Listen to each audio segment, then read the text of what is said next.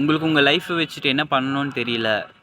ஒரு 5 இயர்ஸில் உங்கள் லைஃப் எப்படி இருக்கணும்னு உங்களுக்கு தெரியல. இல்லை நாளைக்கு ஏஞ்சிட்டு என்ன பண்ணணும்னு எனக்கு தெரியல. அந்த ஒரு ஸ்டேஜில் உங்கள் லைஃப் போயிட்டுருக்குன்னா அதுக்கு ரீசன் உங்களுக்கு என்ன வேணுன்றதை நீங்கள் டிஃபைன் பண்ணலன்னு அர்த்தம். Always define your goals.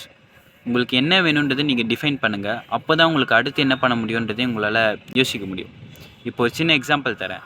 இப்போ நான் என்னோடய கோல் வந்துட்டு வேலூர் போகணுன்றதே வச்சுக்கலாம். இப்போ நான் வேலூர் போகணுன்னா ஒன்று ட்ரெயினில் போகலாம், இல்லைனா பஸ்ஸில் போகலாம். இப்போ நான் எங்கே போகணுன்னு டிசைட் பண்ணதால தான் ட்ரெயினில் போகலாமா பஸ்ஸில் போகலாமான்னு என்னால் டிசைட் பண்ண முடியும். அதை ஆக்ஷனாக எடுத்து நான் அங்கே போய் சேர முடியும். இப்போ இந்த லாஜிக் புரியுதா ஏன் உங்கள் கோலை டிஃபைன் பண்ணணுன்னு?